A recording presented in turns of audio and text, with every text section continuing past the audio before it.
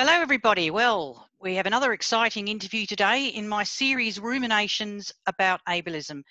I'm Professor Fiona Kumari Campbell. I'm a Professor of Disability and Ableism Studies at the University of Dundee. And before we proceed, if you would like to subscribe to this channel, hit the subscribe button. If you would like to receive regular updates on email, on videos that are coming up in the future, please press the notification button and then you'll get notices about each time a video is uploaded into your inbox. So today it gives me great pleasure. I'm really excited about this. I am in conversation with Dr. Santosh Kumar, who's a colleague and a great friend. We've known each other for a couple of years now, I think. The years have moved on. And Santosh is an assistant professor in English and Cultural Studies at Christ Redeemed to be University in Bangalore in India. And I think you've held a position there since May 2017, Santosh. So welcome. Right. Thank you, Fiona, for this introduction. Great, great. And look, I just want to say congratulations. Sorry, Fiona, I lost your voice. Can you hear me now? Yeah. Now so okay, and we'll deal with. Let's hope we'll deal with the Wi-Fi glitches if they come up. So I want to congratulate you first because you finalised your PhD in 2018, and the topic was a socio-linguistic analysis of stereotype, prejudices, discrimination of gender and disability in talk and text. So congratulations on doing that. It's like a rite of passage. It's like a rite of passage, isn't it? Doing a PhD, it takes many years, and you wonder whether you... I mean, if you are in India, then things takes time to go on. So I started this work in 2011. Technically, I was almost done in 2015 or 15. But meanwhile, my father passed away, so I could not do anything for 6 months.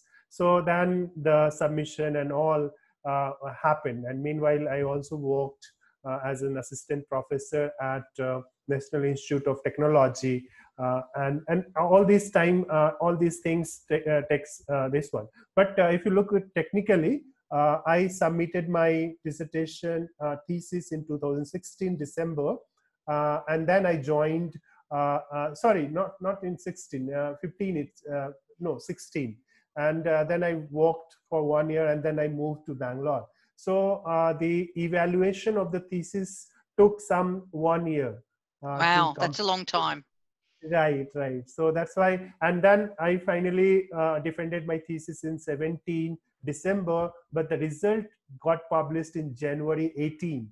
So technically, it's a 2018 submission. I mean, it's called submission. So it's definitely a long birth process. But I will say, Santosh, I mean, you probably represent the next generation of disability studies scholars in India, and that's terrific. And one of the things, from my perspective as a person who works with Sri Lankan disability studies, is it's really lovely to see the development over the last 15 years or so, probably even a bit longer, of disability studies scholars and researchers from a variety of disciplines in India. So, and I'm aware that you're connected with there's a reading group, isn't there, that runs out of Delhi around disability issues that Tanmoy, your supervisor, coordinates. Yeah. So very interestingly, when I was about to complete my MPhil on one of the colonial texts that is written by J.B. Gilchrist, it was one of the earliest grammar of Hindustani language. So I worked on the social linguistic and linguistic aspect of that particular grammar, where I tried to look at how grammar writing was used as a tool for colonialism, so to rule the natives. And when I was doing that, and then I got a buffer time before I started my PhD, almost 1 year, and then there I did this particular course called Disability and Human Rights, which was inaugurated at this newly established Equal Opportunity Cell of University of Delhi. So while I was struggling to find my topic in in linguistics,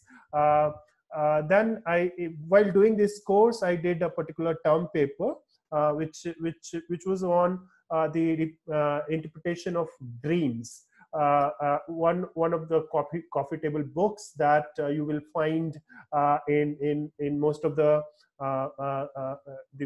elite classes people's houses. So this book was being thrown by my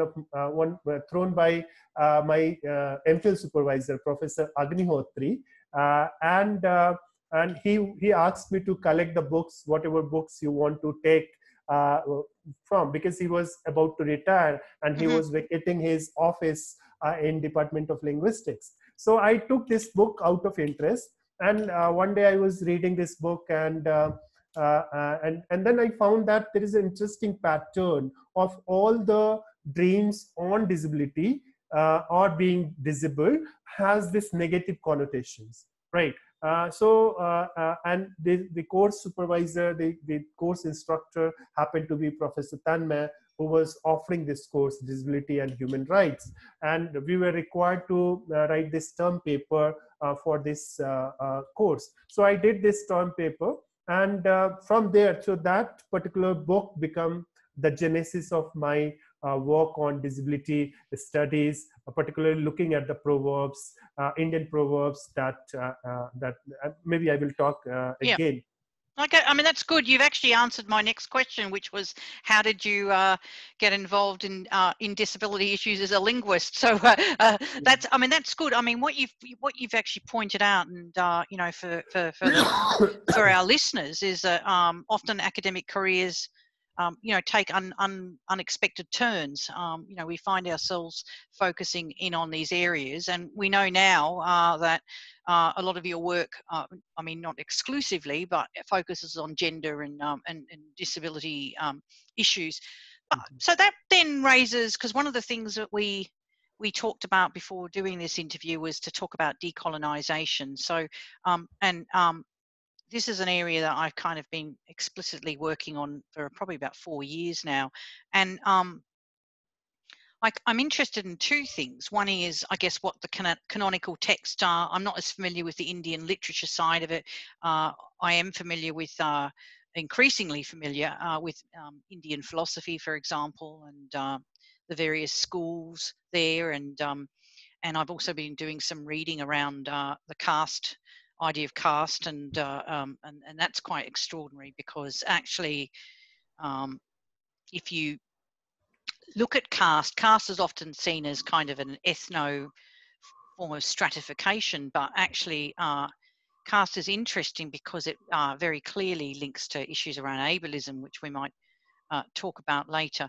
But I guess the other issue is, and I will ask you a question after this long ramble, is about different forms of knowledge and different cultural codes, particularly within the South Asian context, about which kinds of bodies, which kinds of people are valued, and how we understand difference, and the importance for producing research in this area. And I think that's where your contribution lies.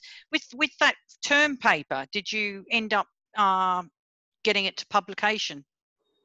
I did presented this paper in one of the seminars of on disability in Jawaharlal Nehru University, and I got a good feedback on one of the discussant of this on this paper.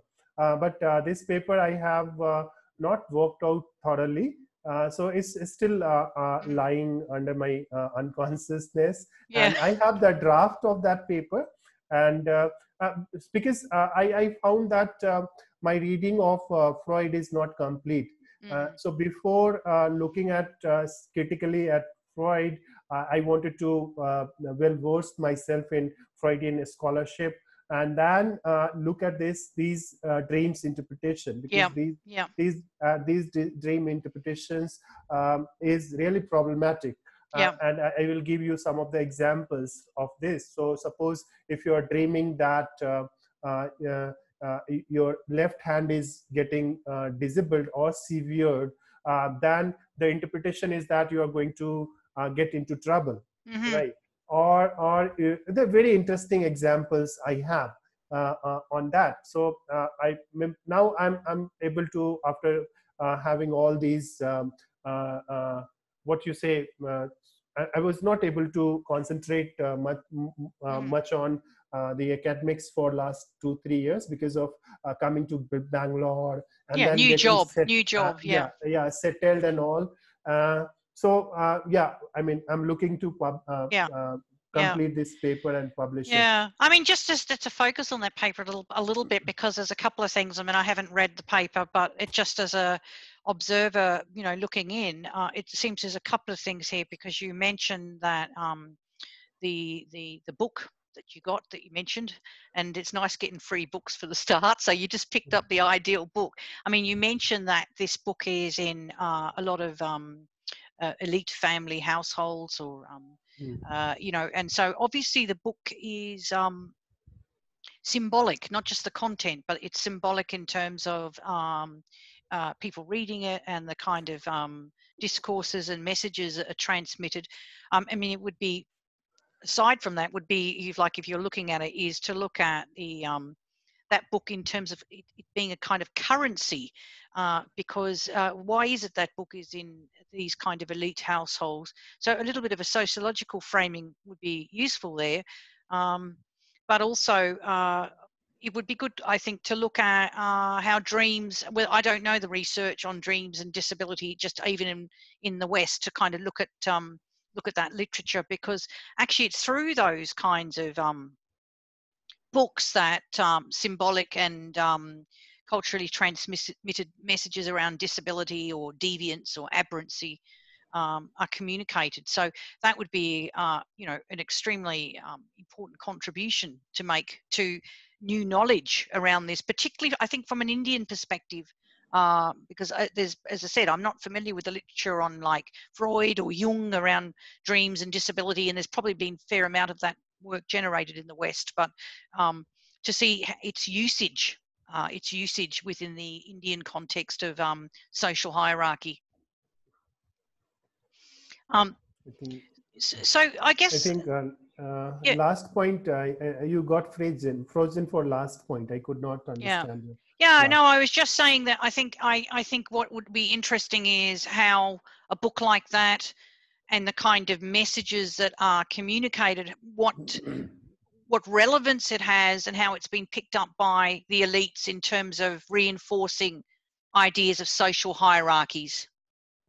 Yeah, very interesting. In fact, Freudian dream analysis has been criticized or critiqued by the feminism and feminist scholarship, right? So, in fact, and if you look at the disability and gender part in my PhD, also we were wanted to we were trying to bridge the gap between these two scholarship, right? So feminism has a different scholarship and disability studies has a different scholarship. So through my PhD work, I wanted to show that these two social groups are getting treated equally. So so for my PhD work, what I found is that there are a set of proverbs on the women and womanhood, different forms of womanhood. So be it a girl, child,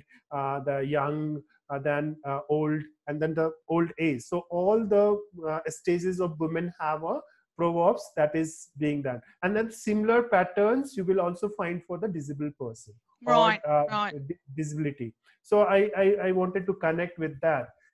To answer the first part of your question, that these things should be considered from Indian perspective or the global South perspective, to say so. If you remember the syndicate paper that I sent you, where I had some idioms from Hindi language, and these Hindi language, like let's say there is a idiom called hath katana, right? So to get cut off your hand. and it has a very legal connotation in Indian knowledge system. So Hath Katana means to give away your rights. So so to get your hand severed is metaphorically is giving up your rights on a Wow. particular thing. So so I do try to connect it with these the day-to-day speak, and and from where you have this the idioms which takes the disablement, Yeah, right? yeah, So I yeah. try to look at these two connections. Yeah, well, you've got your work cut out for you. These kind of research explorations could, 20 years of work ahead of you easily, easily. And I think particularly, I mean, one of the challenges when you're looking at concepts or philosophy or religious texts, philosophical text is, yes, there is this pure doctrinal or, theoretical level, but then for the average person in their day-to-day life is how these stories that come from these philosophies are communicated, to the average common person who doesn't have the time or the skill or indeed even the education to look at these kind of higher level texts. And I think that's really important, particularly I think in the South Asian context where there is a blurring between religious and philosophical traditions. There's a different kind of moral basis to things. So I think that work is really important. One of the things I want to ask you, Santosh, is in Western countries, and I know also in South Asia and in other global South countries, there's been a push to decolonizing knowledges, decolonizing research, and the readings I've been doing around this is Fiona, I okay. think we have a not very good network. Can you hear me now? Can you hear me now? Yeah. Yeah. Yeah. It's interrupted. That's okay. We'll just work around that. So the issue with decolonizing knowledges, you can critique and say, critique the influence of Western knowledges and the fact that actually Western systems form the center of knowledge production. In fact, Western knowledges inform even the ground rules for doing research. What is good quality research? What is good methodology? The epistemological systems that are used around ideas of rights, the self. I could go on and on, but certainly the literature around this has said, well, it's okay to critique.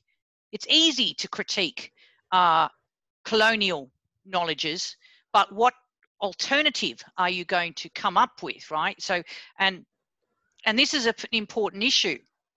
I don't know whether you've come across the work of a Malaysian sociologist.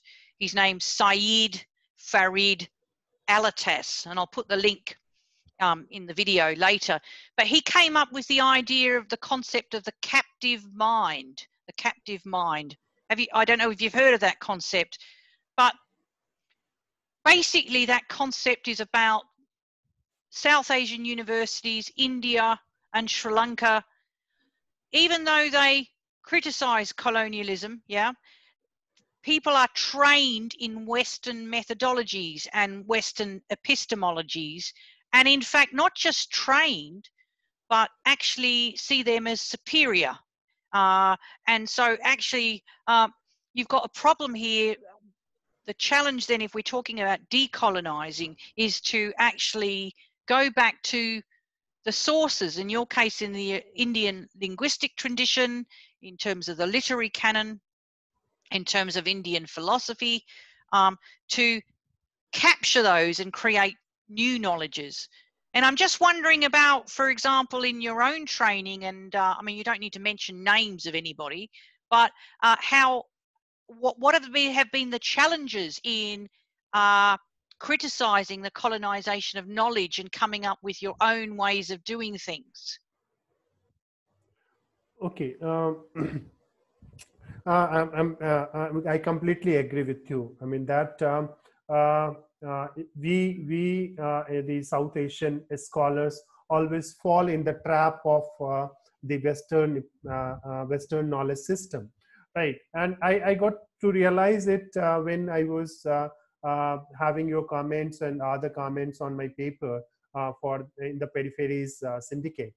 Recently, I have also read Shilpa Anand papers, 2013 papers, that's Historicizing Disability in India, right? Yeah. In South Asia, right? Yeah. The subject of question of subjects and methods. And every time I read this paper, I find new insights to how to look at some of the concept of disability or disablement in Indian context. And presently, I'm working on a project where I'm trying to look at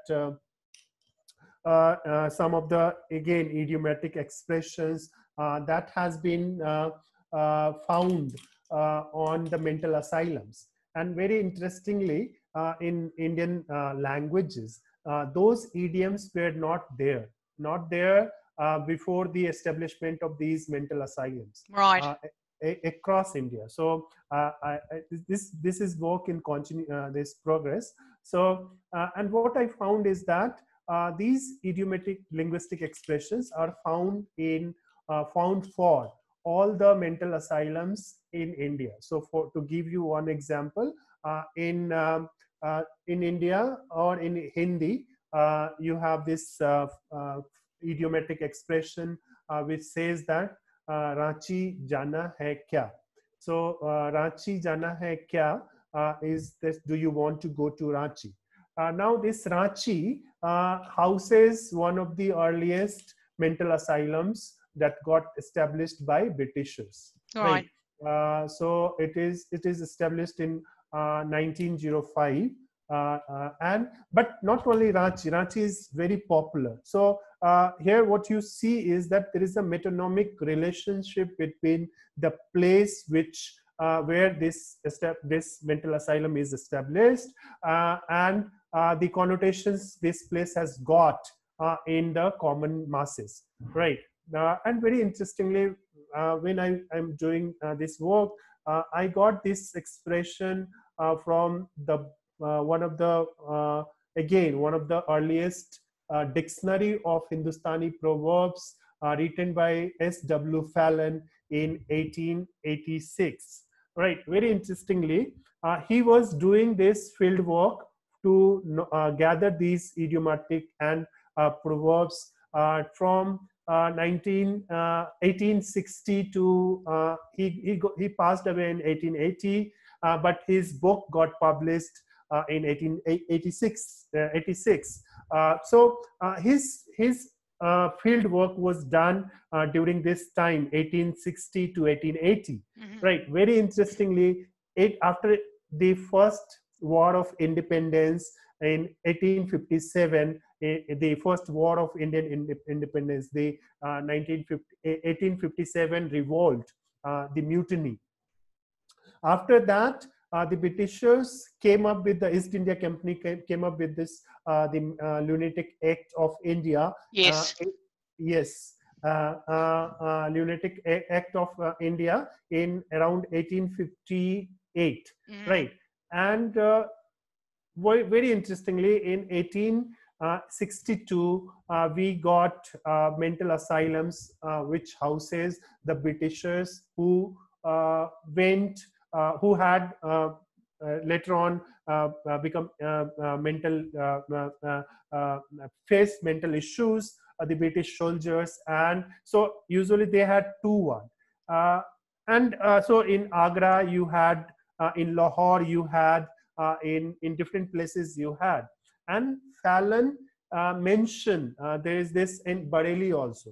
So Fallon, who's the first, I think it is the first dictionary on Hindustani in Hindustani proverbs, and he mentioned this quote for Bareilly jane ka kaam karte ho kya in Hindi. So Bareilly is a place in currently Uttar Pradesh, which is the central province of India.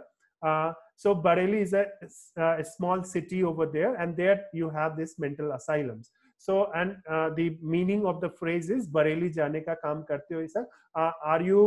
Do you want to go to Bareilly, or why you are working in a manner that you will be sent to Bareilly? So again, it refers to this mental asylums.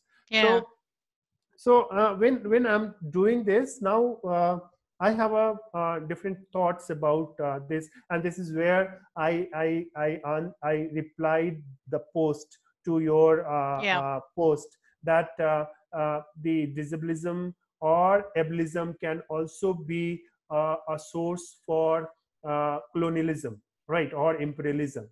So the reason for this is that now I realize after reading Leonard Davis' paper on normalization in 2014 reader, the introduction chapter, he talks about how the word normal came into existence after industrialization, that is 18th century. Before that, normal was just used for carpentry and all. So you don't have this pragmatics or the pragmatic language attached to the word normal and abnormal before that in English language.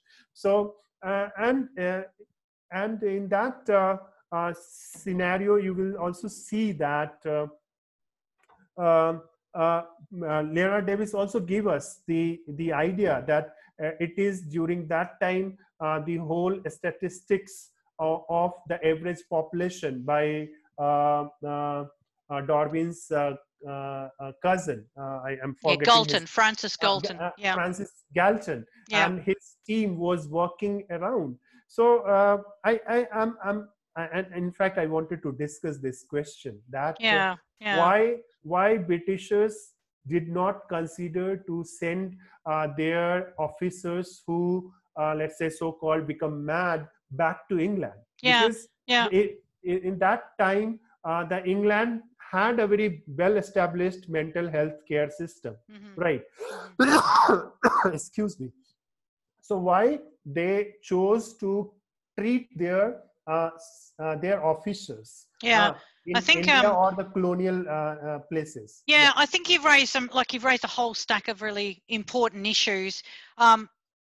Definitely, you know, from my reading of this, I mean, the whole thing about colonialism, particularly British colonialism, was it doesn't matter whether it was India or Sri Lanka or anywhere else that the British colonized, was the idea of having exporting similar models of mental health, the idea of the asylum, right down to the architecture, particularly with in the age of confinement. And in fact, I mean, this is a very complicated area beyond this interview, but often they actually built asylums that were larger than what was needed. And in fact, they found in Ceylon and in India under the colonial times that you know, the governors were arguing for more money from the mother country to build these asylums.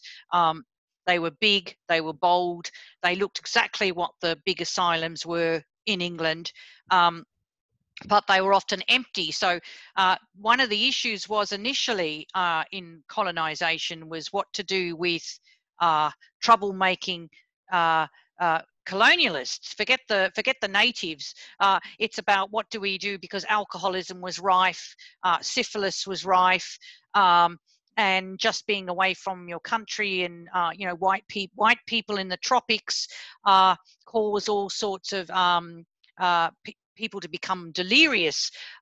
So the issue of how we contain, because actually drunken white men are dangerous in the colonial context, and to contain that, I think the asylums often took in those colonial people, and then they still had space. So then the elite groups started sending their people there. And I think that's So I think that's really interesting. And then, of course, the use of legislation. I mean, I know the Indian Lunacy Ordinance actually is almost identical to the one in Ceylon at the time.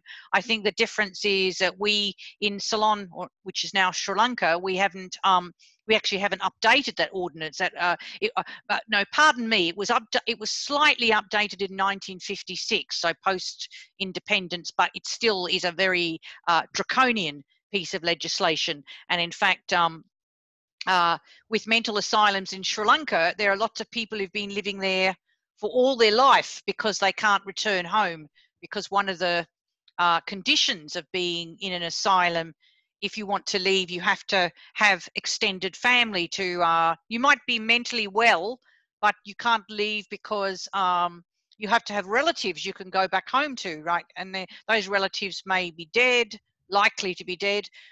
People have lost contact anyway with the local village or whatever.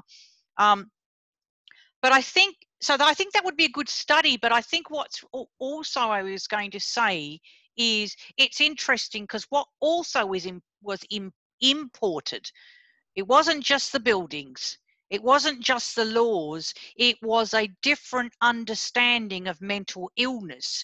Now, and this is really important, and this is where the new research needs to take place, because even though you mention that important book, this comes back to the decolonizing of knowledge, because actually, and I'm not saying it's better, because we have to critique all the time. If you think about the 4 schools of Indian philosophy, which rely on particular texts and different interpretations, they also, and I've not sat there and gone through it, but they also have ideas about what the mentally pure body is, the mentally pure mind, and what are the aberrations. And you've picked up on that, and this is where your discipline's great, linguistics, because then you're looking at kind of phraseology and word forms. That's not my area. I'm looking at the philosophy side of it. But what's interesting, and this is why we need more decolonized research, right, is I've looked at it from the Buddhist perspective, because my background is Sri Lankan, so Buddhism is the majority religion, so that affects how people think about these things. But I'll give you an example. There is an anthropologist, another discipline, Ganesh Obasekara, who is an older man now. He's probably quite old. He was writing in 1958 as an academic. He's a Sri Lankan, but he's in the United States. But he argues in an article, for example, there's no concept of depression in Buddhism, right? Because if you have a view in Buddhism that all of life is suffering, and actually it is the ignorance or the denial that all of life is suffering, right? So the first thing as a good Buddhist, you have to acknowledge that life is suffering, and then you work on it, right? So actually depression is a normal state of events. It's not some pathology, right? So that was the first thing. And we can kind of bounce off these ideas. And obviously there are different Hindu schools within that Indian philosophy, because again, to remind our audience, Hinduism is not a monolithic system. There are different schools, and it is a living tradition. But the other thing I wanted to raise, and it's interesting when you raise that book, I can only talk about the Buddhist Sri Lankan tradition, but mental illness is not an individual experience, because the self is always in relation to other, right? So it's a collective mentality. One gets one sense of health, self in a collectivist. So there has been some studies, Santosh, around the idea of mental illness as a collective experience. So there have been some articles, for example, on studies of demonic possession and how it's understood in villages. These are quite old studies, yeah? More recently in Sri Lanka, and these things kind of spring up, so they don't all necessarily refer to previous studies. But Sri Lanka has, I don't know whether you're aware of this, Sri Lanka has one of the highest suicide rates in the world. Like, it's right up high, yeah?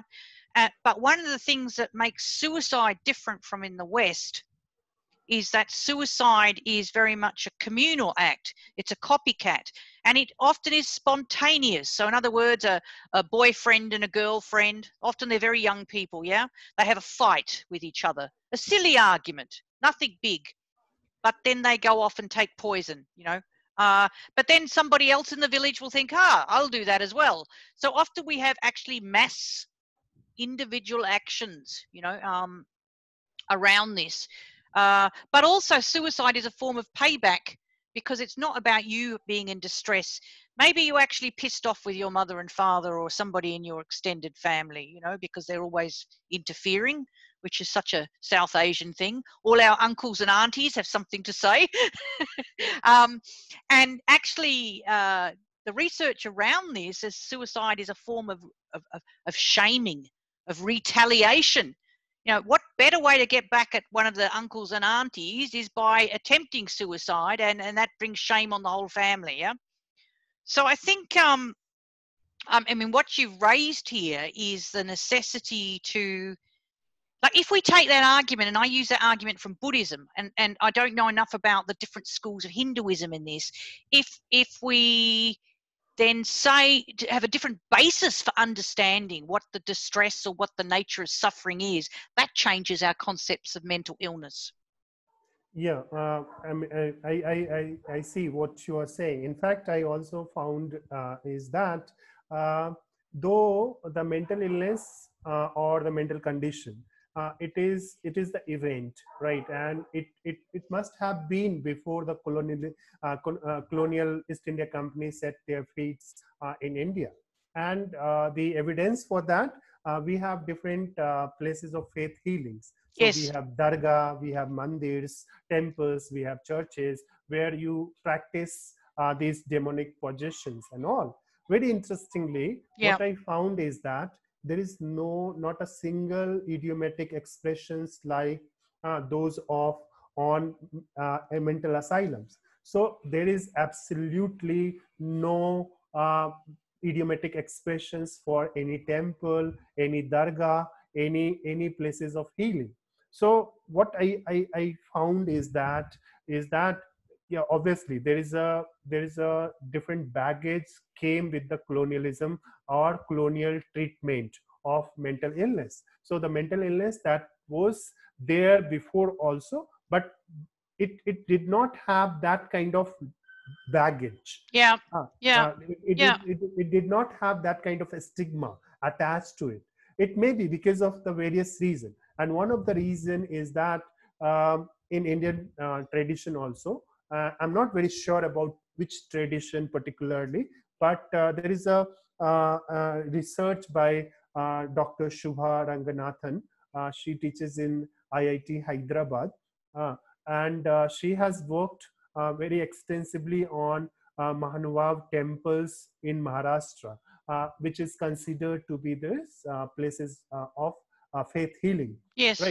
Right. And she mentioned that in Indian knowledge system, you have the difference or distinction between dukkha and pida. That's right. That's right. So dukkha could be the suffering, and pida could be the illness. Right. So if you look at the Indian system or Indian understanding, and I can resonate what this Sri Lankan anthropologist Obsekra has to say about depression. Depression is a collective. So in India, if you ask someone, people will say, I have a tension, right? I have a tension, and this tension could be because of anything, because of your children are not studying, or your husband is not earning properly, or you don't know from where the next meal will come at home. So people have these tension, right? And this tension is, if you go into the medical lexicon of this one, this tension become depression. Depression in modern understanding of this one. So Indian, and if you look at this paper by Shubha Ranganathan, she gave the accounts of these some of the people who got treated or who get benefited from these places of healing. So one of the respondents says that this place is of my Maika, Nahyar. So Nahyar is a term for your place. So Yes. and then you go to your mother-in-law place. So in Indian knowledge, in Indian kinship term, you have Maika and you have a Sasral, right? So Maika is the place from the woman's birthplace, right? Yes. And so they consider these temples as their Maika, their mother's place. And I mean, and I also happened to do one workshop last year in 2018 at IIT Hyderabad, where Shushrut Jadhav came to give this FDP, and there these things become very clear. But I'm also trying to understand. So apart from this, sukha and pira, sorry, dukkha and pira. So dukkha could be result of any social condition. It need not be the medical condition or the psychological condition that people get affected to. Yeah, no, it's But very holistic concept. It's not right, restricted. It's right. multi-layered. Right. And so I was so now I come to understand that, and that goes with my last question that I posed to you: why the Britishers did not take their soldiers or their officers back to the England. And I really wanted to understand this because I had the feeling that because of the ableism, the way Britishers segregated their population on the name of nationalism, right? Yeah, yeah. Right. So was it the case that like you were saying that the white alcoholic person would be very dangerous? So whether the East India Company were afraid of getting backlash by taking these soldiers who Misfits, yeah. back to the England and get the backlash from the Queen or maybe the public that why you are going I mean, there. yeah, I mean, look, you could be right, and this kind of means that we can go to like a broader discussion. So let's start with the English and then get back to India again, because I mean, the fact is, I mean, the English weren't unique at this. I think one of the things, and Foucault talks about this in his book, The Archaeology of Knowledge, is at some point there was this obsession with categorizing, right? Categorizing and grouping things, whether it be from plants to animals to humans, and categorizing and ranking. And then you've got also, as you alluded to, the birth of eugenics and scientific racism, and it really was about categorizing the globe, which is why we see the birth of museums, which again, that's what Foucault talks about, collecting things, you know, whether it be plants or bones or bodies, and categorizing things. And then, as I say, ranking. And all this is about also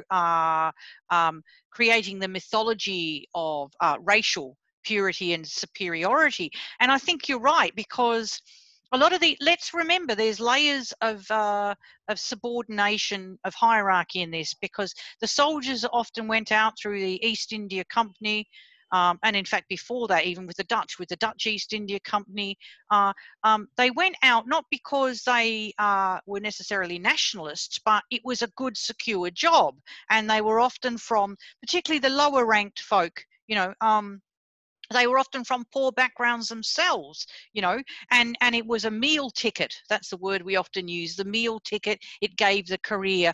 Well, of course, we're not talking about the senior officers in the East Indian Company, of where there were quite rigorous exams to even get a job. I should say exams that many of us would fail today.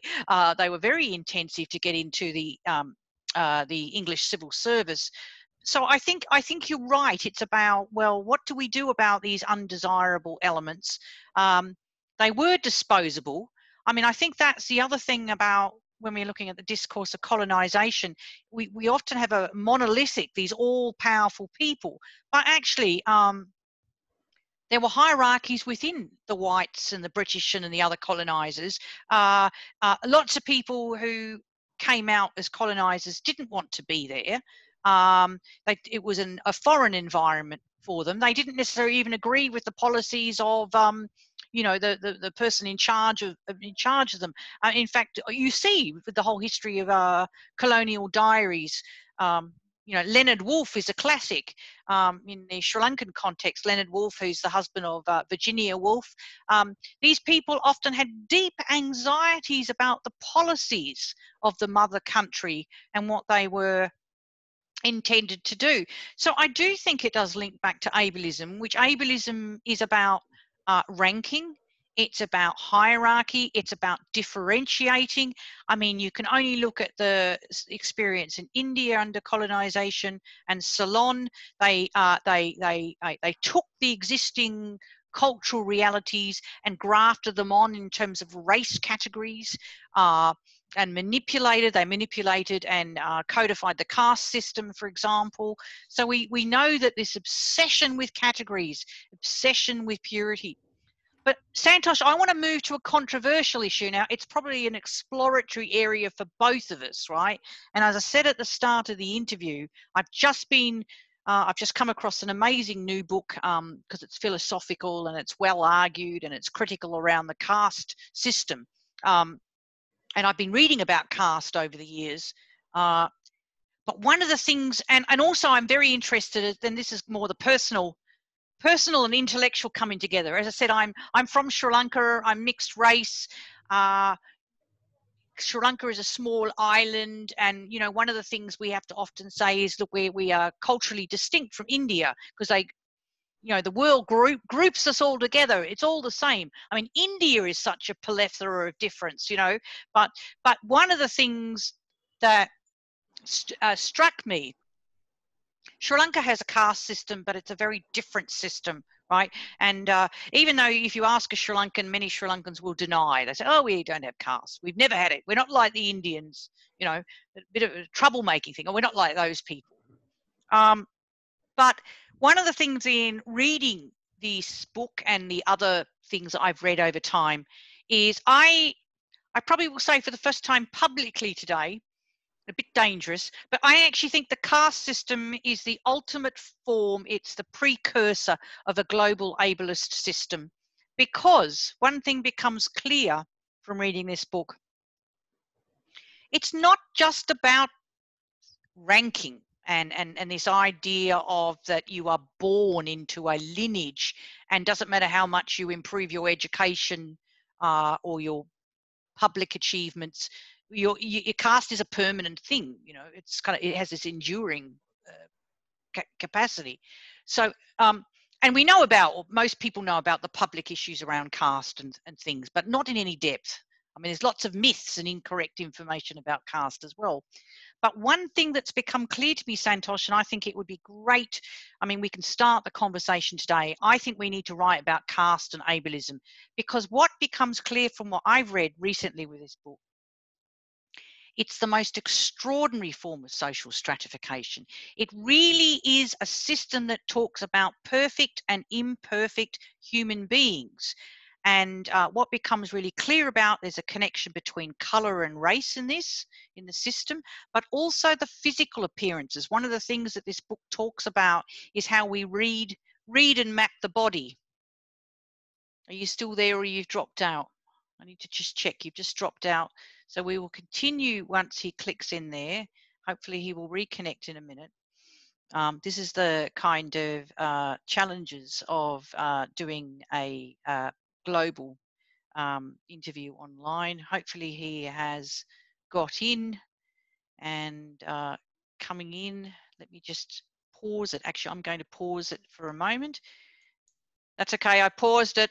It's fine. I paused it. You've got your microphone off. So you've just put your mic on. Yeah.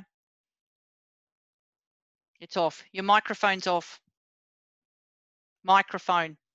Yes, great. So that's okay. That's okay. I paused it. It's fine. So one of the things that's really clear from reading this is actually the caste system in certainly in the early literature. And remember, there's a variety of perspectives on this, but in the philosophical texts, this comes back to text, it's about how people read physical characteristics. So it actually is very clear that it's it's based on physical and mental differences. And we really need to look at that, I think, in more detail, because in many cases we are talking about the ranking of different forms of humanness and capacity, and then you get some people who are so subhuman, so disposable, that they're actually outside of the caste system. So your microphone's, yeah, so I don't know if you have any responses to that kind of long lecture. Yeah.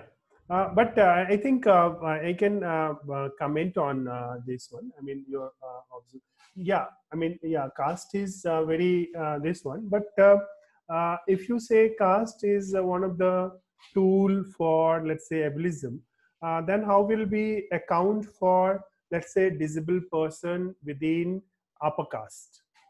Oh yes, because can I make it really clear here? Jump in.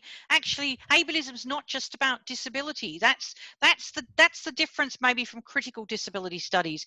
Ableism is about the study of the idea of ableness, of purity, of wholeness. Now, disabled people might be a manifestation of that, right? That's one group.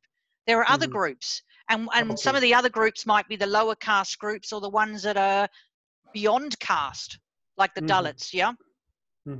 Yeah. In that case, I mean, if you look at this, I mean, it is been observed by many scholars that even the upper caste Brahmin women were not allowed to read the text, right, and all those things. So yeah, it could be in that sense. Yeah, and I think, look, and again, it's had that scholarship. I mean, Mary Douglas, who has been criticised, an American anthropologist, but she wrote a book called Purity in Danger, and she looked at the idea of purity. She looked at kind of the idea of pollution. You know, I think she talked as dirt as matter out of control, and we know that there is a strong tradition with Indian philosophy around the idea of pollution and purity.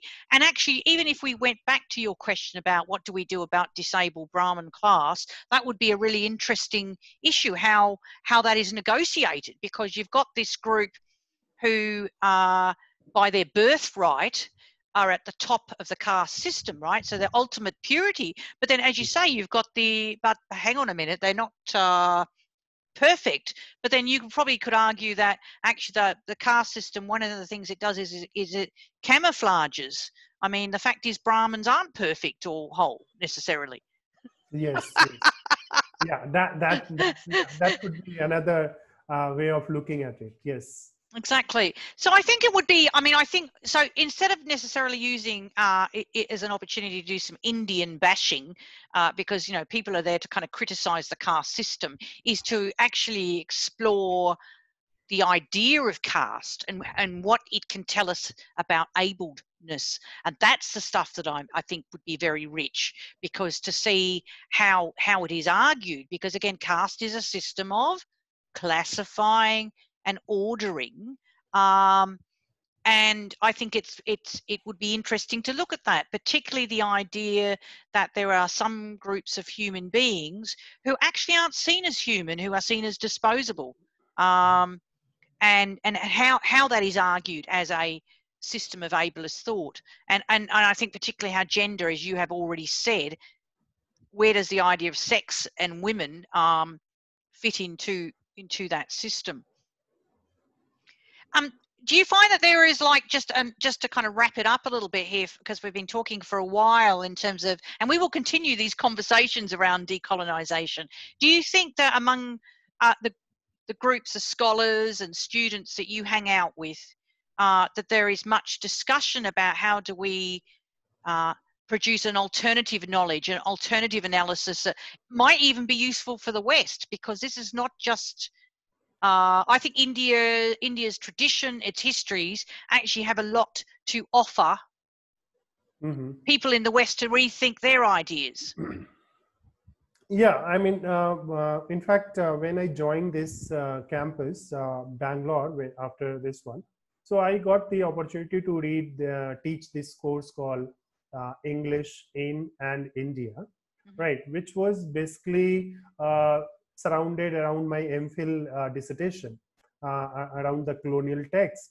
And here in Indian universities nowadays, you have particularly in English departments, the department where you teach English literature, there is a paper called Contesting Canon, and there we like to argue that what is the use of teaching daffodils to Indian students, whether they will be able to ever connect the concept of daffodils in their life, because it is not geographically available in Indian subcontinents, right? So there has been a big force, academic force, to decolonize the whole, and obviously in English department you have the whole aura of post-colonial studies, right? So it's a very vibrant field.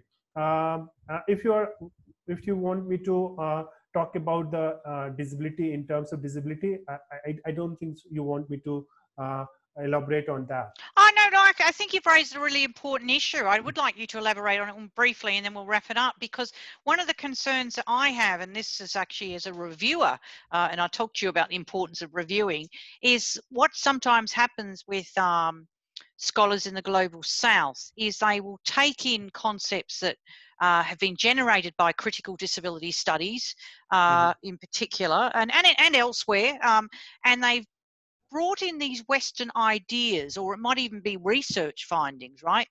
And just kind of uncritically move them from the United States or the UK and into the country context. So it might be in Africa, it might be in India, it might be in Sri Lanka. Even the idea about what we mean by disability.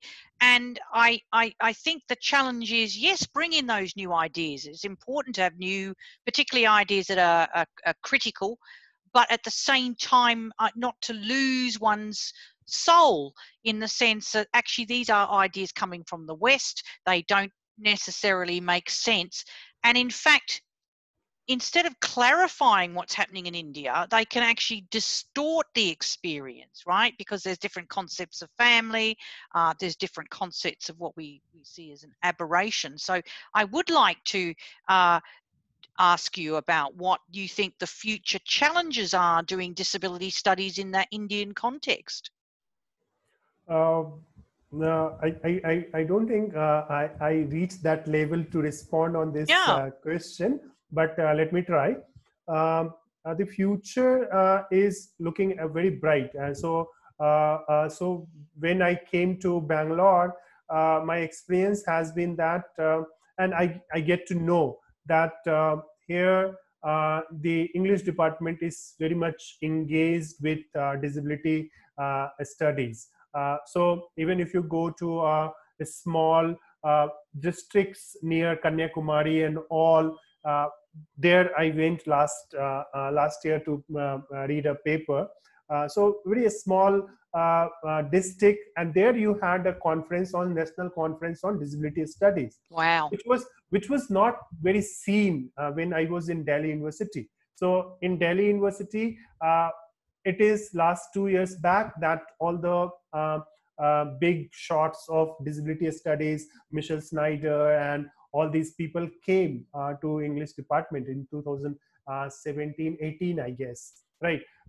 So if you look at the Indian and here now I see that lots of work has been done and is being done in Department of English. I'm again saying, because this is one of the discipline which keep engaging, and it comes with this post-colonial studies. Yeah. I believe, though I don't have much experience on this, but and recently I was reading this one of the book I'm reviewing. This is in Hindi. Yeah. So Hindi literature is very rich in the disabled characters and disability plots and all, but none of the vernacular scholars have able to comprehend it. It may be because of let's say it may be because of the different perspective. So let me give you one example I was reviewing yesterday, is that there is one what you say, the short story written in Hindi. by one of the contemporary writer of Hindi literature. It's called Perfectionist Babu. So perfectionist is the English one who is perfect, and Babu is the clerk, you can say. So Yeah. this is a story of a perfectionist clerk whose newborn child happened to be a disabled, Yeah. right? So very few scholars are engaging disability in the Hindi literature, and Yeah. the book that is compiled by this. So she's looking at from the disability perspective, but one of the reading of that story is not from disability, but from guardianship. How? Okay. Yeah, getcha. I mean, yeah. It sounds like there's an opportunity to have the conversation, because the post-colonial people might think they're doing quite radical and progressive thinking, but I mean, certainly my experience is often they have not seen disability as a conceptual or theoretical issue. So that's where I think we need to work, you know, across disciplines in this area. And it sounds like, as you say, in India, the work that's been generated in the area of disability has come out of English departments. I know, for example, because I have colleagues and friends who are with the South Asian University, and they haven't done much disability things, the sociologists, but nonetheless, they are having some good conversations about what does it mean to do sociology in the South Asian context, and have talked about decolonisation. But it's just about, and this is where we need to join together, like how you and I met in broad groupings to have these critical conversations, because as you say, with the person that you're talking about, they're looking at guardianship.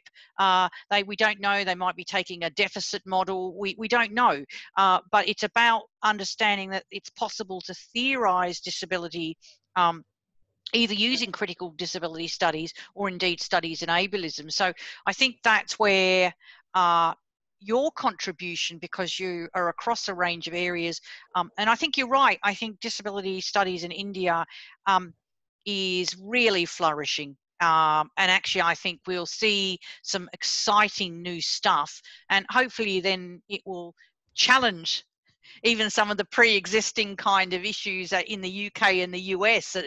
Because India is a big country and there's lots of people now who are doing this work. So I think that is really important. We probably should wrap it up here. You wouldn't believe it. We've been speaking 1 hour, 12 minutes. And look, it's been really, really great. Hopefully, is your PhD, is it available electronically? It's not published anywhere, but but have you got it online? Have you? Not? It should be on the Shodh Ganga. Shodh Ganga is the online repository of Indian PhD. So what we'll do for our audience here is, Santosh, I might get you to send me the link to that, and what I'll do is, when we upload the video, is we will post that link so that people can have an opportunity to read your thesis. I will also put your email address if people would like to engage with you further. I know I want to really thank you for talking today. I know we'll probably come back again and have another issue and discuss a whole range of other issues as they emerge. So thank you again, and I should say, for the end of the video, you've just become a new father, so congratulations on that.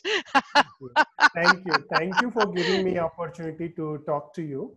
In fact, maybe we can talk off the record. Yeah. Well, I'm about to close the recording, and just again for our audience, Santosh has just become one of the occasional editors of the journal Disability in Society, so we welcome him to that. So I want to thank you again, Santosh, and I'm going to close the recording now. Thank you. Thank you. My pleasure.